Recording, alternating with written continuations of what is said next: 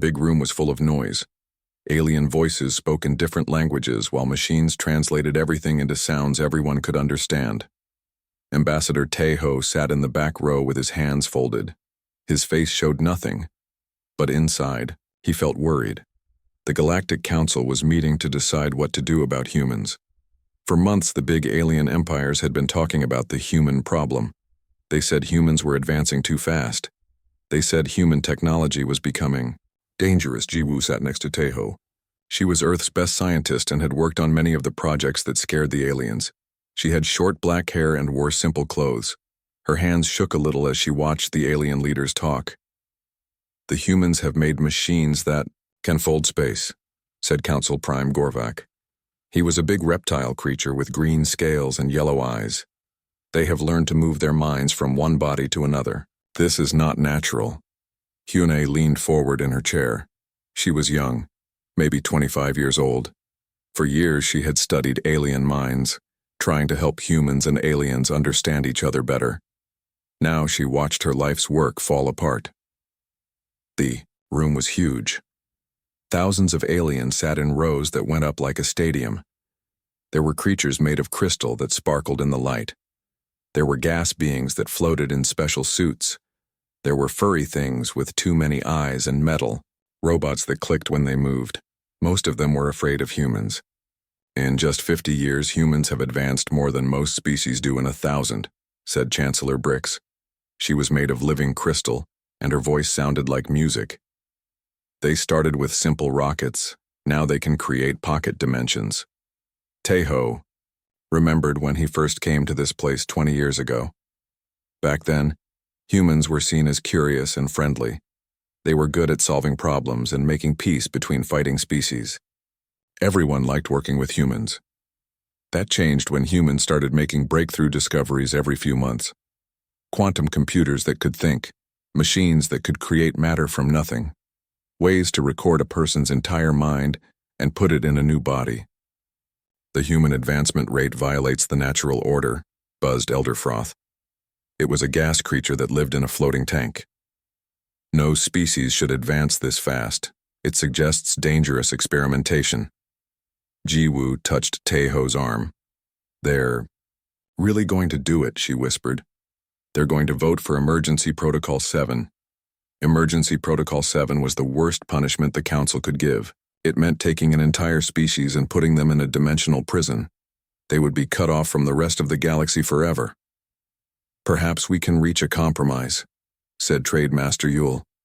It was one of the few aliens who still supported humans. Humans could agree to slow their research. They could share their discoveries with Council oversight. Gorvak's tail hit the floor hard. "No compromise. They have already gone too far. Today we discovered that humans have been experimenting with consciousness transfer in secret. They have been making copies of their own minds." This was news to Tejo. He looked at Jiwoo, but she was staring at her hands. So it was true. Humans had been doing research they kept secret from the Council. "The vote will now begin," announced the Council computer. Its voice filled the huge room. "Emergency Protocol 7. Complete dimensional isolation of the human species. Council members, cast your votes." Lights began flashing across the room. Green meant yes, red meant no, yellow meant not voting. There were too many green lights. Tejo stood up. "Council Prime, the human delegation requests permission to speak before the final count." "Permission denied," Gorvak said without looking at him. "The time for human words has ended." Hyune grabbed Tejo's other arm. "Look around," she said quietly. Tejo looked at the other humans in their section. There were 37 of them, diplomats, scientists, artists, and trade representatives. They all had the same expression on their faces. They looked calm, but also sad. "Did you know this would happen?" Tejo asked Jiwoo. "We hoped it wouldn't," she replied. "But yes, we prepared for this possibility." The voting continued. More green lights appeared. A few red ones, but not many. Most of the younger species voted red, but they were outnumbered by the old empires, who feared human advancement. "What did we prepare?" Tejo asked. Jiwoo smiled for the first time in days. Something wonderful, something terrifying, something necessary. The computer announced the results. Emergency Protocol 7 approved. 847 votes in favor, 23 votes against, 45 abstentions. The motion passes. Gorvak stood up tall, his voice carried across the huge room. The human species is hereby sentenced to dimensional isolation. Human representatives will be escorted to... He stopped talking. His yellow eyes looked confused. The human section was empty. All 37 humans were gone. Their chairs sat empty, still warm. Their papers were still on their desks. Their water glasses were still full. Security alert, called the computer. Scanning for human life signs. Red lights flashed across the room. Aliens turned to look at each other. The crystal beings made worried musical sounds. The gas creatures moved around in their tanks. No human life signs detected in council chambers, reported the computer. Gorvak's voice was quieter now. Search the station, find them. The search took 3 hours, every room, every hallway, every storage closet. The security teams found nothing. The humans had simply disappeared, but that was just the beginning. Reports came in from across the galaxy. Human colonies had gone silent. Human ships were not responding to calls. Human research stations had stopped sending data. In the council chambers, alien leaders sat in shock. They had voted to isolate humanity. Instead, humanity had isolated itself. How is this possible, Dia? Asked Chancellor Brix. Nobody had an answer. The last message came from Captain Minho at monitoring Station Harmony's edge. His voice was calm, but confused. Council Control, this is Harmony's edge. We are detecting massive quantum signatures from all human settlements. The signatures appeared exactly 3.7 seconds after your vote concluded. All human locations have gone completely silent. We are moving to investigate. Then his station went silent too. The aliens sat in their great chamber surrounded by empty space where humans used to be. They had wanted to press a button to make humans disappear, but humans had pressed their button first. Outside the station, windows, the stars looked the same, but something had changed in the galaxy, something big. The council had hit their button too late. Captain Minho stared at his screens in disbelief. Every single human signal in the galaxy had disappeared at the same moment. His monitoring station usually tracked thousands of human ships, colonies, and research posts. Now the displays showed nothing but empty space where humans used to be. Computer, run full sensor sweep again, Minho ordered. He was a Flothan, a gas being who lived in a special suit. His people were good at watching and listening across vast distances. Sensor sweep, complete. 0 human life signs detected in monitored space, the computer replied. Minho had worked with humans for 15 years. He liked them. They were creative and kind, always trying to help other species solve their problems. Now they were all gone. On the planet Earth, General Crix landed his Vorthak war fleet expecting to find panic and fear. The Vorthak were reptile people who liked to show their strength. Crix had brought 1,000 ships to force the humans to surrender. Instead, he found empty cities. New York looked perfect. Cars sat parked in neat rows. Traffic lights still changed colors. Elevators still worked. But there were no humans anywhere. Crix walked through Central Park with his soldiers. Children's toys lay scattered on the grass. A baseball game had been stopped in the middle. The ball sat on the pitcher's mound. The players were gone. Sir, we found something strange, reported Commander Thax. They went to a restaurant where lunch was still being served. Hot food sat on tables. Coffee was still warm in cups. Newspapers were folded next to breakfast plates. Everything looked normal except for one thing. No people. It's like they just stopped existing in the middle of their day, Thax said. Dr. Yansu had been working with the Nexari on crystal technology. Her partner was crystal singer Veloth, a being made of living crystal who could think at incredible speeds. Veloth entered their shared laboratory expecting to find Yeonsu working as usual. She was always the first to arrive and the last to leave. Her desk had 3 cups of coffee, still warm. Her computer was running an experiment that would take 6 more hours to complete. But Yansu was gone. Veloth searched through their research files. All of Yansu's personal work had been deleted. Only the shared projects remained. It was as if she had carefully cleaned up before leaving, but there had been no time to clean up. "This makes no sense," Veloth sang in crystal tones. "She was, here. Then she was not here. But when did she leave? And how?" On the mining world Kepler 442b, Foreman Sungmin had been in charge of 3,000 human workers. They dug rare metals from deep underground. The work was hard, but the pay was good. When the Flothan inspection ships arrived, they found the mine still running. Machines were digging. Conveyor belts were moving ore to the surface. Everything was working perfectly. But every human was gone.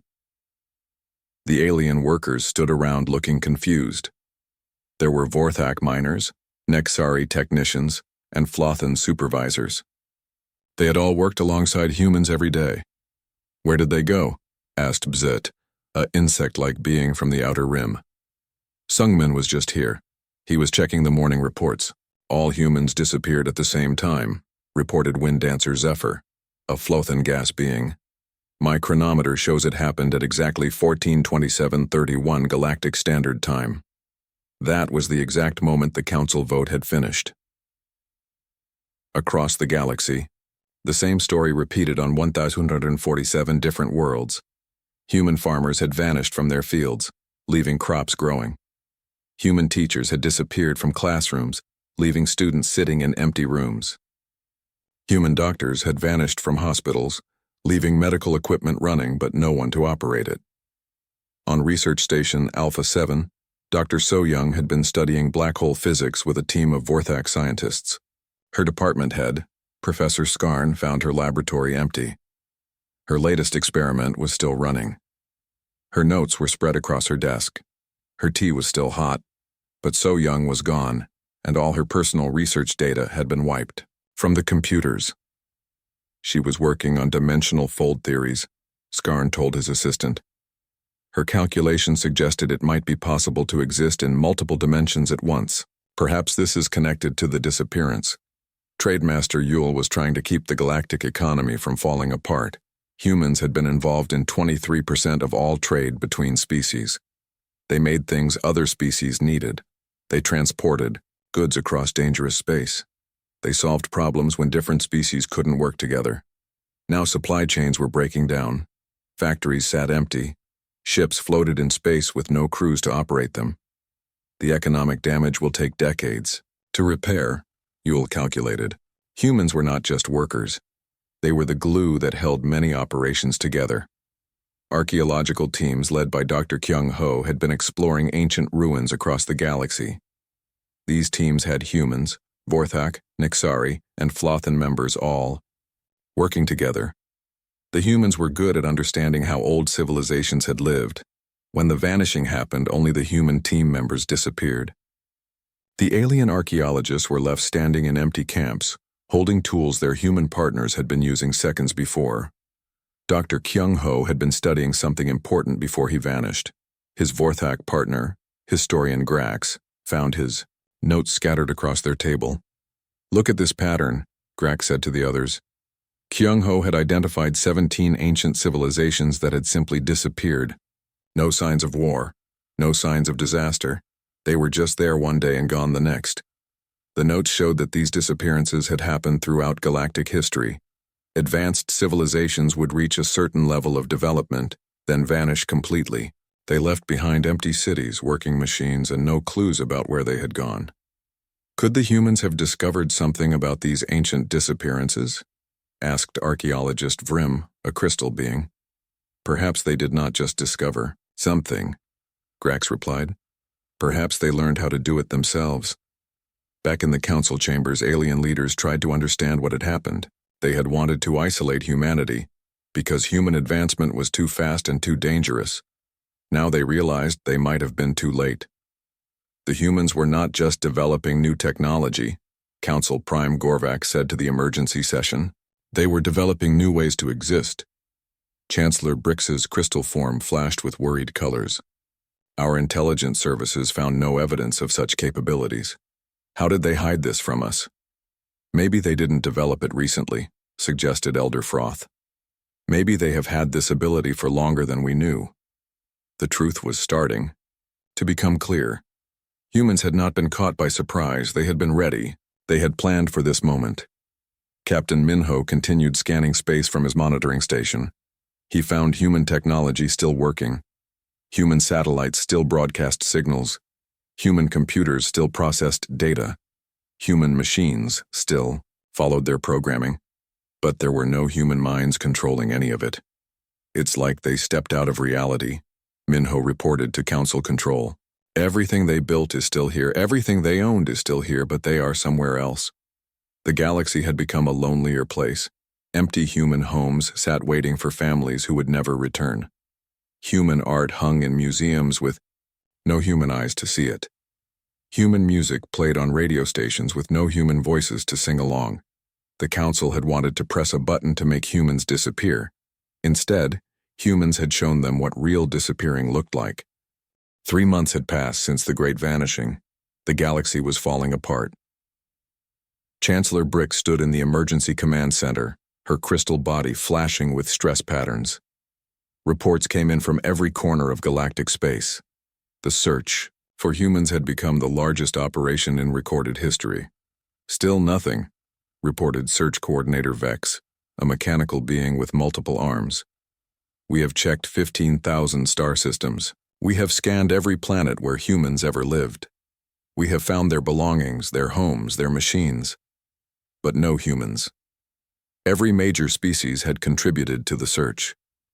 Vorthak warships scanned with military sensors. Nexari science. Vessels used quantum detection equipment. Fluth and gas ships searched through dimensional spaces. Even the small outer rim species had sent their best scouts. Commander Wu Jin had been a human liaison with the Flothan military. His partner, wind dancer Zephyr, refused to give up looking for him. Wu Jin would not just leave without saying goodbye, Zephyr insisted. We have worked together for 8 years. We were planning a joint mission to explore the Magellanic Clouds. Zephyr searched through every database, every communication record, every piece of evidence from their shared work. Wu Jin had been a quiet man who liked to solve puzzles.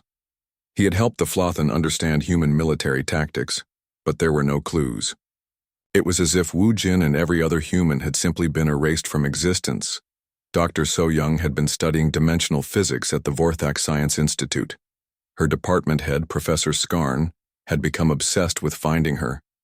So Young was brilliant, Skarn told his assistants. Her research into parallel dimensions was more advanced than anything we had seen. If anyone could figure out how to disappear, it would be her. Skarn reviewed all of So Young's work. She had been studying something called quantum consciousness, the idea that minds could exist in multiple dimensions at the same time. Her calculations suggested it might be possible to move consciousness from one reality to another, but the crucial data was missing. All of So Young's personal research files had been deleted just before she vanished. She knew this was coming, Skarn realized. She prepared for it. The economic collapse was getting worse every day. Trademaster Yule worked 18 hours a day trying to keep commerce flowing between species. Humans were involved in everything, Yule explained to the Emergency Economic Council. They designed our transportation networks. They managed our supply chains. They solved disputes between trading partners. Without humans, different species were having trouble working together. The Vorthak were too aggressive for the peaceful Nexari. The Flothan moved too slowly for the impatient insect beings. Humans had been the translators, the negotiators, the problem solvers. Our trade volume has dropped 67% since the vanishing, Yule continued. At this rate, we will have complete economic collapse within a year. Some species were already fighting over resources. Small wars had broken out in the Outer Rim. The great peace that humans had helped build was cracking. Archaeological teams across the galaxy were making disturbing discoveries. Dr. Kyung-ho had vanished along with all the other humans, but his research remained. Historian Grax continued. studying the ancient disappearances that Kyung-ho had been investigating. The pattern was becoming clearer. "Look at this," Grax showed his team. "The makers vanished 50,000 years ago. The builders disappeared 23,000 years ago. The shapers were gone 12,000 years ago. All of them were highly advanced civilizations. Each vanished civilization had left behind the same clues: empty cities, working machines, and no signs of struggle. They had all reached a certain level of technology, then simply left. Perhaps advancement beyond a certain point leads to something else," suggested archaeologist Vrim. "But what?" asked Grax. "Where do advanced civilizations go when they disappear?" The search teams were finding more evidence of human preparation.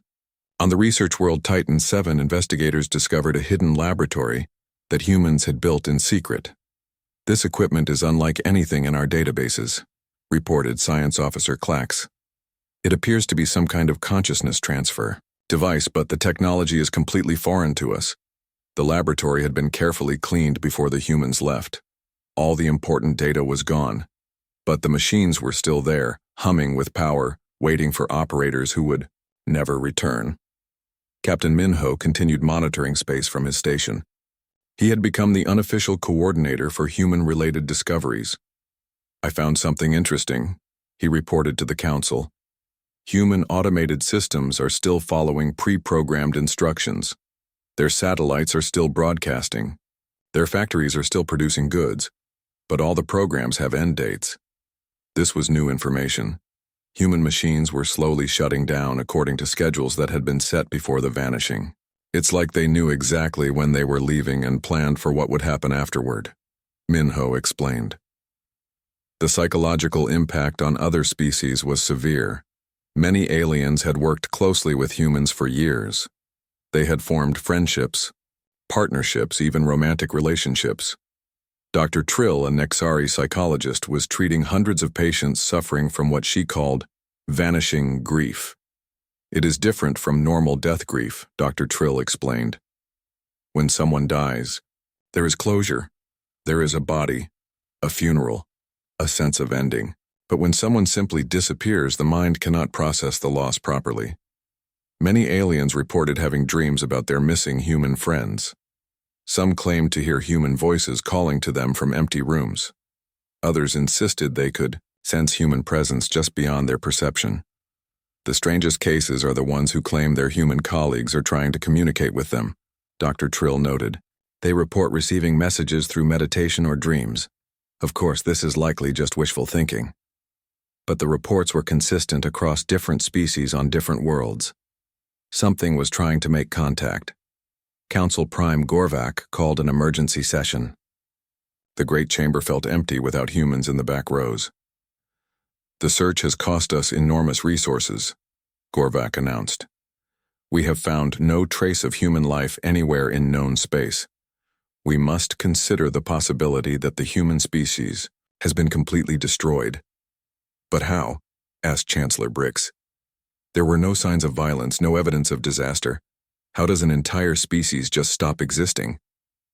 Elder Froth floated in his gas tank, thinking slowly as his people always did. Perhaps they did not stop existing. Perhaps they started existing somewhere else. This possibility terrified the council members. If humans had developed the technology to leave reality itself, what did that mean for the rest of the galaxy? "Voted to isolate them because we feared their advancement," Gorvak said quietly. "Perhaps our fear was justified. Perhaps they became something we could not have imagined." Reports continued coming in from the search teams. Every human settlement told the same story: life interrupted in mid-action, then emptiness. On the agricultural World Series 9, human farmers had disappeared while harvesting crops. The alien workers found tractors still running with no one driving them.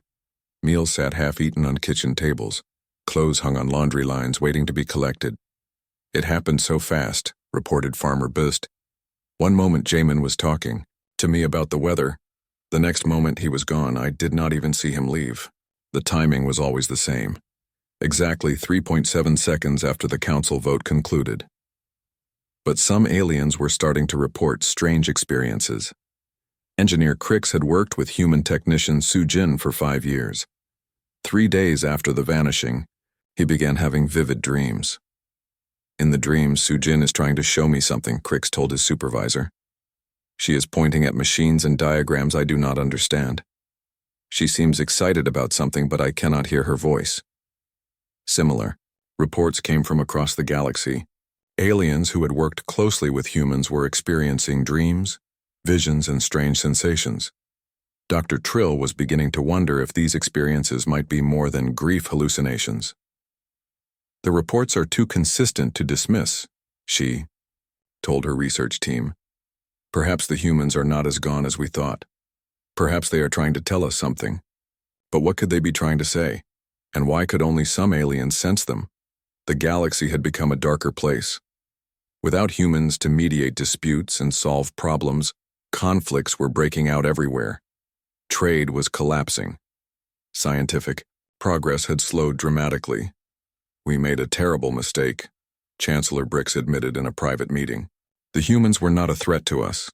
They were essential to our civilization. But admitting the mistake did not bring the humans back. The search continued, but hope was fading. Somewhere in the empty spaces between stars, the human ships still drifted. Their computers still processed data. Their communication systems still sent signals into the void, but there was no one to hear them. 1 year after the Great Vanishing, something impossible happened. A human ship appeared in Council space. Captain Minho was the first to detect it. His sensors showed a small diplomatic vessel materializing exactly where the human delegation used to dock. The ship had no weapons, no shields, and no energy signature that his equipment could recognize. Council Control, this is Harmony's Edge, Minho reported. I am detecting one human ship approaching the council chambers. The vessel appears to be phase shifting in and out of normal space. The council chambers went into emergency lockdown. Security forces surrounded the docking bay. Every species that had weapons pointed them at the strange human ship. From the ship stepped a single figure, an elderly human woman with silver hair and calm eyes. She wore simple robes that seemed to shimmer between different colors. I am Ambassador Boram, she announced to the waiting security forces. I request permission to address the Galactic Council. The aliens stared at her in shock. She looked human, but something was different. Her eyes seemed to contain depths that went on forever. When she moved, reality appeared to bend slightly around her. Impossible, whispered General Crix. All humans are gone. We searched everywhere. Boram smiled sadly. Not gone, moved. There is a difference. Within hours, the council chamber was packed. Every species had sent representatives to see the returned human. News of her appearance had spread across the galaxy faster than light-speed communication. Boram walked to the center of the great chamber, the same spot where Tai Ho had tried to speak 1 year ago. She looked up at the thousands of alien faces, staring down at her. You voted to contain us, she said simply. Her voice carried clearly through the huge space without amplification. You feared what we might become, so we became it somewhere else. Council Prime Gorvac leaned forward. Where are the rest of your species? What have you done with them? I have done nothing. We chose together. We saw what was coming and we chose to step sideways from this reality. Chancellor Brix's crystal form flashed with confusion. Step sideways? What does that mean? Boram raised her hand. Reality rippled around her fingers like water. Your species think in terms of here and there, now and then. You think consciousness exists only in physical brains. You think reality has only 3 dimensions plus time. She gestured, and the air above her hand began showing images. Galaxies within galaxies, dimensions folding over each other, streams of pure thought flowing between worlds. The universe is far stranger than you have imagined. Physical matter is just one layer of existence. Consciousness can exist in many forms, in many places, all at the same time. Dr. Trill, the Nixari psychologist, leaned forward in her seat. Are you saying humans have become non-physical beings? Not non-physical, multidimensional. We exist as conscious thought that can create physical form when needed. We are still ourselves, but we are no longer limited by flesh and bone. The chamber erupted in voices. Aliens argued and questioned in dozens of languages. The translation systems could barely keep up. Boram waited for quiet. You want to know how we did this. You want to know when we learned this. The truth is, we have been learning it slowly for centuries. Every human mystic, every meditation master, every person who claimed to have spiritual experiences, they were all discovering the same thing. Consciousness is not trapped in the brain, it can expand beyond the physical. But your technology, protested Professor Scarn, your quantum computers, your dimensional manipulators, those were physical machines. Tools to help us understand what consciousness could do without tools, Boram replied. We built machines to fold space because we were learning to fold space with our minds. We created artificial intelligence because we were learning to exist. As pure intelligence ourselves, another figure materialized beside Boram. This one looked like Dr. Haywan, one of Earth's leading physicists who had vanished with the others. The process took 50 years, Haywan explained. We started with meditation techniques borrowed from Earth's ancient traditions. We combined them with quantum physics and consciousness research. Slowly, we learned to exist in multiple dimensions simultaneously. Elder Froth spoke from his gas tank. If this is true, why did you leave? Why not stay and teach the rest of us? Boram's expression grew sad. Because you voted to isolate us. Because you feared our advancement rather than celebrating it. Because fear creates barriers that love must find ways to overcome. But also, Haywan added, because we sensed something coming. Something that threatened all physical life in this galaxy. The chamber fell silent. Even the translation systems seemed to pause. Explain, demanded Gorvak. Boram waved her hand, and the space above the chamber filled with images. Dark shapes moved between distant galaxies like hungry storms. They are called many names by many species. We call them the Devourers. They are beings of pure entropy, the opposite of consciousness. Where consciousness creates and builds, they consume and destroy. The images showed worlds being drained of all life, all energy, all possibility, not destroyed, erased, as if they had never existed. They do not just eat matter and energy, Haywan continued. They consume consciousness itself.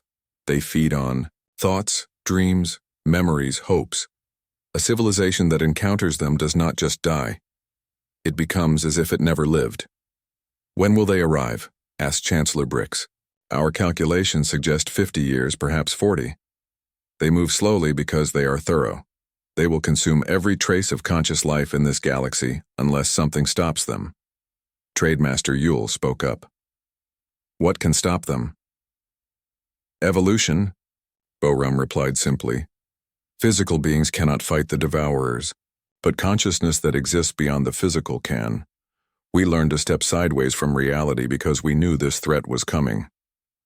The implications hit the Council like a wave. The humans had not abandoned the galaxy. They had prepared to defend it. You want us to become like you, Gorvak said. We want to teach you how to become yourselves, but more than yourselves, Boram replied. Every species can learn consciousness expansion. Your crystalline people are already halfway there, Chancellor Brix. Your gas beings exist partially in multiple dimensions, Elder Froth. Your reptilian minds can process multiple reality streams, Gorvak. What about guarantees? Demanded General Crix. How do we know you will not simply make us disappear as well? Boram's smile was gentle but firm. The same guarantee you gave us when you voted to isolate us, none. This is what trust looks like. The chamber buzzed with discussion. Some species seemed interested. Others appeared terrified. The choice is yours, Boram continued. We can teach willing students. We cannot force evolution on anyone. But understand this, the Devourers are coming whether you evolve or not. A voice called out from the Nexari section. What about proof? How do we know these Devourers exist? Haywan gestured, and the images changed to show archaeological sites across the galaxy. Every vanished civilization you have discovered was consumed by them. The makers, the builders, the shapers, all were advanced species that the devourers found and erased. The pattern repeats across multiple galaxies over millions of years. But some civilizations survived, Boram added. Those that learned to exist beyond physical form. Those that evolved consciousness itself. The vote was called quickly. The council wanted an answer immediately. All in favor of accepting human assistance in consciousness evolution? The lights flashed across the chamber. Green for yes, red for no, yellow for abstaining. 2 green lights, 398 red lights, 85 yellow lights. The motion passed, but barely. Boram nodded. Democracy is beautiful, but evolution does not wait for committees. What do you mean? Asked Gorvak. We began teaching months ago, not to governments or councils, but to individuals who were ready. Your dreams of missing human colleagues were not dreams, they were lessons. Across the galaxy, millions of beings suddenly understood. The strange visions, the impossible dreams, the sense of human presence just beyond perception, it had all been real. Humans had been quietly teaching consciousness expansion to anyone who could learn. The vote was important, Boram said. But the real choice belongs to each individual mind. Some of you are already learning to exist in multiple dimensions. Some of you will never choose to evolve. Both paths are valid. She began to fade, becoming translucent like a ghost. We will remain available to teach those who wish to learn. The galaxy has 50 years to prepare. Use the time wisely. As Boram disappeared, her final words echoed through the chamber. Evolution cannot be stopped. It can only be guided. The council sat in stunned silence. They had feared human advancement and tried to contain it. Instead, that advancement had become the galaxy's only hope for survival. Outside the chamber windows, the stars looked the same, but everything had changed. The real work was just beginning. 5 years had passed since Ambassador Boram's revelation. The galaxy was changing in ways no one had expected. Dr. Trill stood in her research laboratory, watching her patient demonstrate something impossible. Engineer Crix, a Vorthak reptilian, was slowly fading in and out of visible reality. I can exist in both dimensions now, Crix explained. His voice sounded like it was coming from very far away. The physical world and the consciousness realm. It is strange but wonderful. This was becoming common. Beings who had worked closely with humans were developing new abilities. They could sense thoughts across vast distances. They could perceive multiple realities at the same time. Some could even disappear and reappear like the humans had done. The humans kept their promise, Dr. Trill noted in her records. They are teaching anyone who wants to learn. But not everyone wanted to learn. On the Vorthak homeworld, General Skax was building the largest military force in galactic history. He commanded thousands of warships and millions of soldiers. I do not trust these evolved humans, Skax declared to his war council. They claim they want to help us, but they have powers we cannot understand or control. This makes them dangerous. Many Vorthak agreed with him. They were a proud warrior species who believed in strength through force. The idea of becoming beings of pure thought seemed weak to them. We will defend our territory with weapons and armor, Skax continued. If these devourers come, we will fight them the traditional way. Similar resistance movements existed among other species. The Nixari had split into 2 groups, those who embraced consciousness expansion and those who refused it. The Flothan were divided between gas beings who found evolution natural and others who feared losing their physical forms. Chancellor Brix had become one of the most successful students of human teaching. Her crystal body now existed in 17 different dimensions simultaneously. It is beautiful beyond description, she told the council. I can see the connections between all living things. I can feel the thoughts of beings across the galaxy. I understand now why the humans chose to evolve. But Council Prime Gorvak remained stubbornly physical. I will not abandon what I am to become something unknown, he insisted. The Vorthak, Species has survived for millions of years without this consciousness nonsense. The division was tearing the galaxy apart in new ways. Evolved beings could communicate instantly across any distance. Non-evolved beings still needed ships and communication systems. Evolved beings could solve problems by thinking together. Non-evolved beings still argued and fought. Captain Minho had become something unique. As a Flothan gas being, he was naturally suited for consciousness expansion. But he chose to remain partially physical so he could serve as a bridge between evolved and non-evolved species. Someone needs to translate between the two groups, he explained to Boram during one of her visits. The evolved beings sometimes forget that physical existence has value too. Boram had become the unofficial leader of human teachers across the galaxy. She appeared wherever she was needed, sometimes in multiple places at once. Evolution is not about abandoning the physical, she told Minho. It is about expanding beyond it. You understand this better than most. The teaching process was accelerating. Humans had established consciousness schools on 1,000 different worlds. Anyone could attend regardless of species or background. On the Agricultural World Series 9, Farmer Bizit was learning meditation techniques from Dr. So Young, who flickered in and out of visibility as she taught. Consciousness is like water, So Young explained. It flows wherever there is space for it. Your insect mind processes information very quickly. This makes consciousness expansion easier for your species.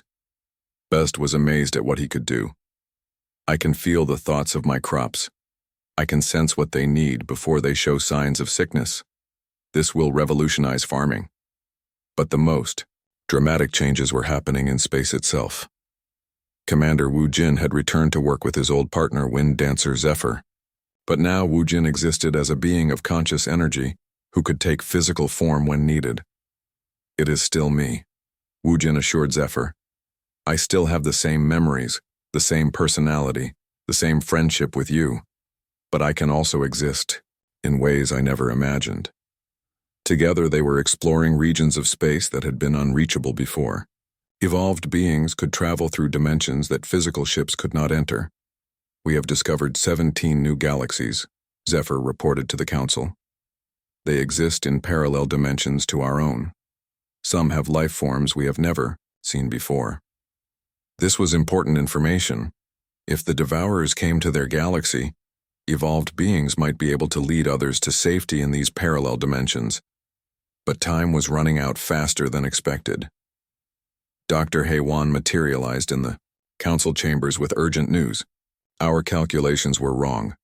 The Devourers are moving faster than we thought. They will arrive in 15 years, not 50. The chamber erupted in panic. 15 years was not enough time for most species to learn consciousness evolution. What can we do?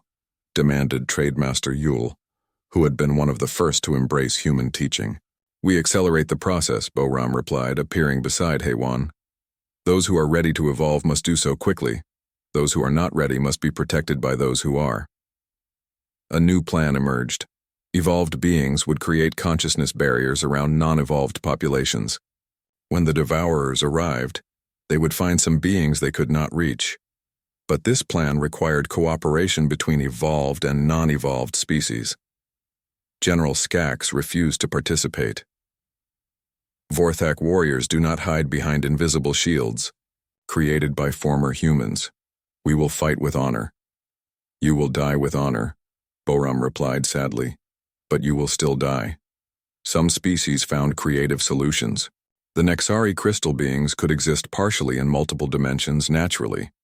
With human teaching, they learned to extend this ability to protect other life forms. Engineer Crix had learned enough to shield his entire work crew. I can create a consciousness bubble around all of us, he explained to his non-evolved colleagues. You will remain physical, but you will exist in a dimension the Devourers cannot reach. The Flothan gas beings adapted most quickly to consciousness expansion. Elder Froth surprised everyone by becoming one of the most powerful evolved beings in the galaxy. Gas has no fixed form, Froth explained. This makes it easy for us to exist as pure thought. We can protect entire star systems by surrounding them with conscious energy fields. As the years passed, the galaxy developed a dual nature. Evolved cities existed alongside traditional settlements. Consciousness schools operated next to military academies. Beings of pure thought worked with physical creatures on shared projects. The art and culture of the galaxy exploded into new forms. Evolved beings could share memories, experiences, and emotions directly. Music became multidimensional. Stories could be experienced from multiple perspectives simultaneously. Paintings existed in spaces that physical eyes could not see. Trademaster Yule had learned to exist as both thought and matter. Commerce is becoming interesting, he reported. We can trade ideas, experiences, and consciousness itself. The economy of evolved beings is based on sharing rather than exchanging. But tensions remained high between the different groups. On our Earth, which had been left empty after the human vanishing, evolved humans were creating something new. They restored the cities but filled them with consciousness-based technology. Buildings that could think.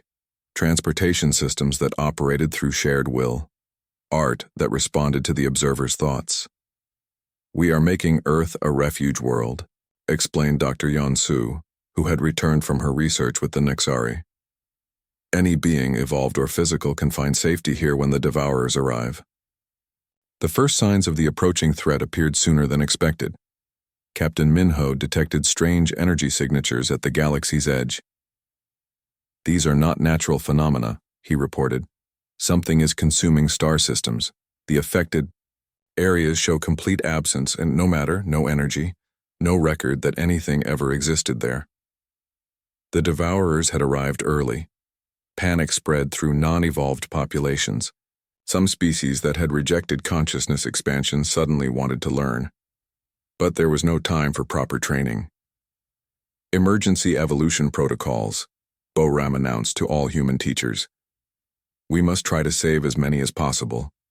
Across the galaxy, evolved beings worked frantically to protect others. Consciousness barriers sprang up around populated worlds. Entire star systems were shifted into parallel dimensions where the Devourers could not reach them. General Skax finally understood the truth when his outer defense fleets simply stopped existing. Not destroyed, erased completely, as if they had never been built. Request human assistance, he ordered his communications officer. All Vorthak forces will cooperate with consciousness protection protocols. It was almost too late. The Devourers were consuming star systems faster than evolved beings could protect them, but the galaxy fought back in ways the Devourers had never encountered before. Evolved beings could exist in multiple dimensions simultaneously. When the Devourers tried to consume them, they simply moved to different layers of reality. Physical beings under consciousness protection were unreachable in their dimensional shelters. The war was unlike anything in galactic history.